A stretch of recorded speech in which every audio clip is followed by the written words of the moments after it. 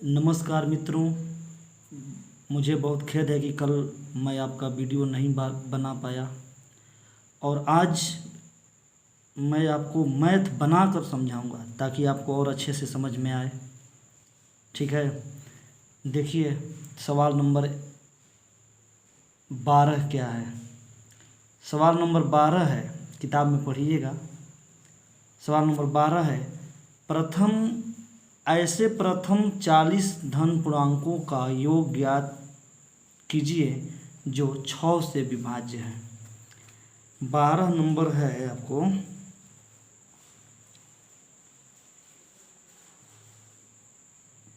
EX 5.3, यही है ना। 12 नंबर आपको है कि ऐसे प्रथम 40 धन पूर्णांकों का योग ज्ञात कीजिए जो 6 से विभाज्य है। 40 धन पूर्णांक चाहिए 6 से भाग लगने वाला। तो 6 से भाग लगने वाला पहला संख्या 6 हुआ। 6 से भाग लगने वाला पहला संख्या कौन हुआ जी? 6। उसके बाद क्या हुआ? 12। उसके बाद क्या हुआ जी? 18। 6 से भाग लगने वाला पहला संख्या 6, दूसरा संख्या 12, तीसरा संख्या 18। इसी प्रकार कह रहा है 40 है, तो 40 छक्का कितना होता है? 240। AP में है, ठीक ना। 6, 12, 18, 240 AP में है। जानते हैं 240 क्यों लिखे हैं यहाँ पर? क्योंकि 40 पद कह रहा है। तो पहला पद 6 हुआ, तो दूसरा पद 12, 40वां पद कितना हो गया? 40 छक्का 240। 40 छक्का कितना हो गया? 240। यहाँ A बराबर कितना होगा जी? 6 होगा ना। A बराबर 6 होगा, ठीक है। डी देखिए 12 में से 6 घटाइएगा कितना हो जाएगा? 6, ठीक है। अब देखिए L कितना है? 240। N 40 पद कह रहा है ना, तो N का मान कितना हो जाएगा? 40। 40 पदों का योग निकालना है ना। हम जानते हैं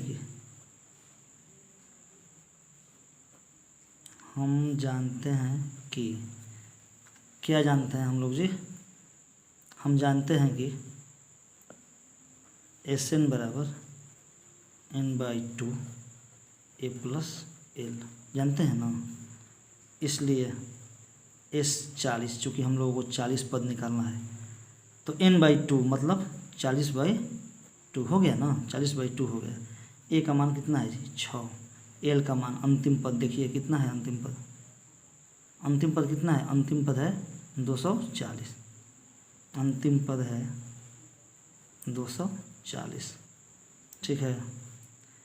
40 में आप 2 से भाग दीजिएगा कितना हो जाएगा? 20 हो जाएगा ना।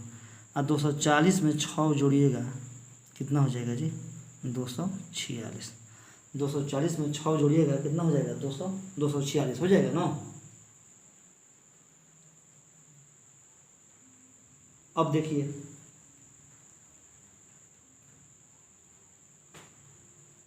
अच्छा, अब देखिए अगर इसमें गुणा कराइएगा तो देखिए 0 का 0 हो गया। 2 से 6 में 6 दूनी 12 की 2, ठीक है। हासिल 1, 4 दूनी 8, 1 9, 2 दूनी का 4, ठीक ना मित्रों। हमें उम्मीद है कि आपको ये मैथ अच्छे से समझ में आया होगा। पहले क्या था, मैं लिख कर समझाता था, अब समझा भी रहा हूँ और लिख भी रहा हूँ ताकि अच्छे से समझ में आए। देखिए 13 क्वेश्चन क्या है। 13 क्वेश्चन है 8 के प्रथम 15 गुणजों का योग ज्ञात कीजिए। 8 के प्रथम 15 गुणजों का योग ज्ञात कीजिए। देखिए मैं अब क्वेश्चन नहीं लिख रहा हूँ, सीधे क्वेश्चन आप लोगों को किताब में पढ़ना होगा। 8 का गुणज है और कितना गुणज है? 15 गुणज है। 8 का गुणज है और 15 गुणज है, इसलिए 8 के 15 गुणज, ठीक है ना। पहला 8, दूसरा 16, तीसरा आपका हो गया 18 का 24, चौथा हो गया 8 चौका 32, 15वां हो गया 15/120, ठीक। यहाँ 8, 16, 24, 120 किस चीज़ में है जी? AP में है, ठीक ना। अब देखिए यहाँ पे प्रथम पद कितना है दोस्तों? प्रथम पद देखिए यहाँ पे, प्रथम पद इसको कहते हैं 8 है, ठीक ना। D 16 में से 8 घटाइएगा, क्या हुआ? 8। अंतिम पद कितना है यहाँ पे? अंतिम पद देखिए तो 120। ऐसे n का मान, चूँकि 15 पद कह रहा है ना, 15 गुणज, तो n का मान हम लोग लिख सकते हैं कितना? 15। हालांकि d का कोई ज़रूरत नहीं है, लेकिन फिर भी d लिख दिए, तो हमें क्या निकालना है? 15 पदों का योग। तो हम जानते हैं कि क्या जानते हैं हम लोग जी? कि Sn बराबर होता है n/2 a + l, ठीक। इसलिए S कितना, तो n की जगह पर कितना हो जाएगा जी? 15। देखिए यहाँ पे 15 लिखिएगा ना, तो यहाँ पर भी 15 लिखना पड़ेगा, 15, ठीक है, /2। a का मान कितना है मित्रों? 8। l का मान है आपका 120, ठीक है ना। अब देखिए 15/2, 120 में और 8 जोड़िएगा 128, ठीक ना। कटा दीजिए, 6 दूनी 12 हो गया, 4 दूनी क्या हो जाएगा? 8, ठीक ना। गुना करा दीजिए, 5 में 64 में गुना कराइए, 15 चौका कितना होता है जी? 60, 60 का 0 हासिल 6, 15 छक्का 90, 6 96। उम्मीद है कि आपको समझ में आया होगा, ठीक है। अब बढ़ते हैं हम लोग 14 नंबर पे। किस पे? 14 नंबर। सवाल समझाता हूँ। 0 और 50 के बीच की विषम संख्याओं का योग ज्ञात कीजिए। 0 और 50 के बीच आपको पता होना चाहिए, विषम संख्या के बारे में पता होना चाहिए, ठीक ना मित्रों। विषम संख्या के बारे में पता होना चाहिए। प्रथम विषम संख्या 1 है, 1 के बाद 3 आता है, 3 के बाद 5। विषम संख्या वह संख्या है जिसमें 2 से भाग न लगे, 2 से भाग न लगे। तो 0 और 50 के बीच विषम संख्या है। 0 और 50 के बीच क्या चीज़? विषम संख्याएं, ठीक ना मित्रों। 0 के बाद विषम संख्या देखिए, 1, 1 के बाद 3, 3 के बाद 5, और सबसे अंतिम विषम संख्या 49। 0 और 50 के बीच विषम संख्या है, 1 है, फिर 3 है, फिर 5 है, और फिर कितना है जी? 49 है ना। 49 है, ये जो है ना डॉट डॉट है, 1 3। अब देखिए यहाँ पर, तो यहाँ 1 3 5 49 AP में है। किस में है? AP में, ठीक ना। AP में है मित्रों। अब देखिए यहाँ A बराबर कितना हो गया? देखिए A का मान 1, D 3 में से 1 घटाइएगा, कितना हो जाएगा जी? 2, ठीक ना। अब देखिए आपका मतलब कि सबसे सिंपल चीज़ है, L का मान कितना है? L का मान 49 है। तो सोचिए L का मान जब 49 है तो N ज्ञात करना है हम लोगों को। तो ऐसे मतलब कि 0 से 50 के बीच में विषम संख्या अगर आप देखिएगा तो 25 होगा, लेकिन देख लेते हैं निकाल के। हम जानते हैं कि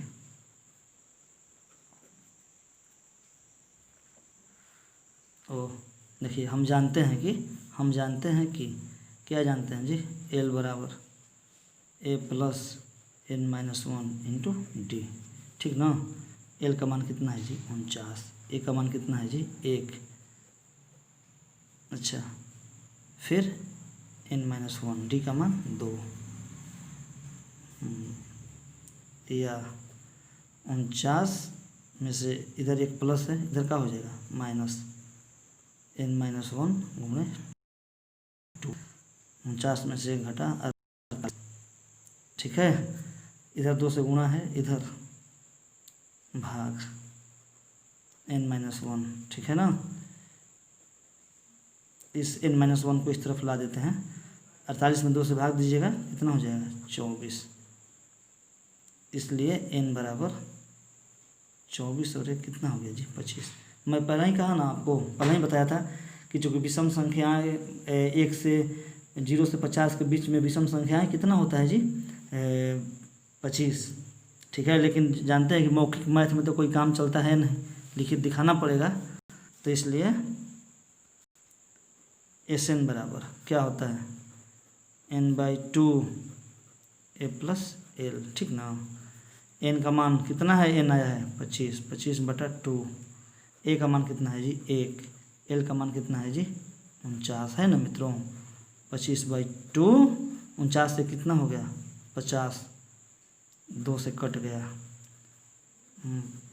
25 गुणे 25 625। जानते हैं कुछ लड़कों का कहना था कि आप सर बनाते जाइए और समझाते जाइए, लाइव बनाइए, इसीलिए आज हमने आपको बनाया और समझाया। इससे क्या होगा कि जो कमज़ोर से कमज़ोर भी बच्चे हैं वो समझ जाएंगे अच्छे से, ठीक है।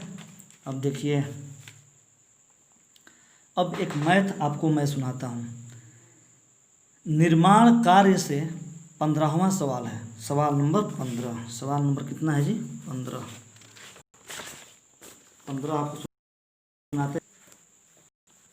सवाल नंबर कितना है 15 है, ठीक ना। निर्माण कार्य से संबंधित किसी ठेके में एक निश्चित तिथि के बाद कार्य को विलंब से पूरा करने के लिए जुर्माना लगाने का प्रावधान है। कह रहा है ना कि विलंब से कार्य कीजिएगा ना तो जुर्माना लगेगा। पहले दिन के लिए 200, दूसरे दिन के लिए 250, तीसरे दिन के लिए 300। प्रत्येक उत्तरोत्तर दिन का जुर्माना अपने से ठीक पहले दिन के जुर्माने से 50 अधिक है। एक ठेकेदार को जुर्माने के रूप में कितनी राशि अदा करनी पड़ेगी यदि वह कार्य में 30 दिन का विलंब करता है। देखिए समझाते हैं आपको। कह रहा है ना कि अगर आप एक दिन विलंब से कार्य कीजिएगा, ठीक है, तो सबसे पहला जुर्माना आपको सबसे पहला दिन जुर्माना ना होगा 200 रुपया। कह रहा है ना कि रोज़ 50 रुपया बढ़ेगा। जैसे आज 200 रुपया लगा तो कल 250 और अगले दिन 300, और ये सिलसिला 30 दिनों तक चलेगा। 30 दिनों तक चलेगा। तो देखिए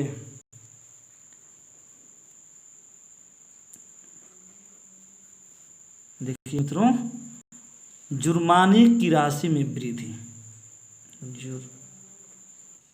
जुर्माना की राशि में वृद्धि, जुर्माना की राशि में वृद्धि कितना है मित्रों। जुर्माना की राशि में वृद्धि कितना हो रहा है, जुर्माने की राशि में वृद्धि कितना हो रहा है जी 50 रुपया। 50 रुपया बढ़ रहा है। अच्छा, उसके बाद देखिए जुर्माना जो है 200 से शुरू हो रहा है, 250 और उसके बाद 300 तक जा रहा है। तो देखिए यहाँ 200 रुपये में है ना, 200 रुपया, 250 रुपया, 300 रुपया, कितने दिनों तक 30 दिनों तक, ठीक है। तो यहाँ ए बराबर कितना हो जाएगा जी 200 रुपया, हटा देंगे डी 250 में से 200 निकालिएगा कितना हो जाएगा जी 50। अच्छा, एन कितना है जी 30, ठीक ना। तो हम जानते हैं कि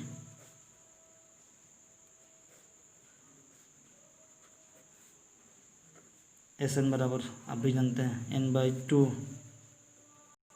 2a प्लस n-1 जानते हैं। यहाँ डी, यहाँ एल नहीं दिया है इसलिए यहाँ एल का फार्मूला नहीं लगा है। एन कितना है 30/2। ए का मान 200, ए का मान कितना है यहाँ पे 200। n 30 - 1, डी का मान 50, ठीक ना। 30 में 200 भाग दीजिएगा कितना हो जाएगा 15। 200 में 200 से घटा जाएगा कितना हो जाएगा जी 400। 30 से 1 घटाइएगा 29 × 50।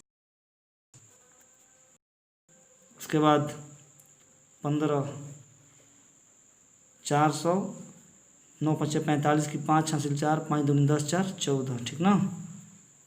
जोड़िएगा तो 1450 में 400 जोड़िएगा तो हो जाएगा 1850। गुना कराइएगा 0 का 0, 15 × 5 = 75 की 5 हासिल 7, 15 × 8 = 20, 7 27, ठीक है। हासिल 12, 15 × 12 = 27। यहाँ पे रुपया लास्ट में लिख देते हैं। तो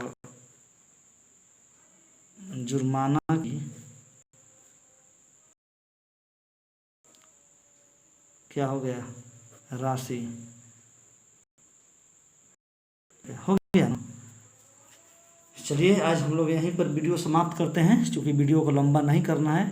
देखिए लाइव बनाए हैं, ठीक ना, बनाए हैं समझाए हैं। पहले आप कमेंट करके बताइएगा कि ये वीडियो अच्छा है कि वो अच्छा था, ठीक है। चलिए मित्रों, शुभ रात्रि, धन्यवाद।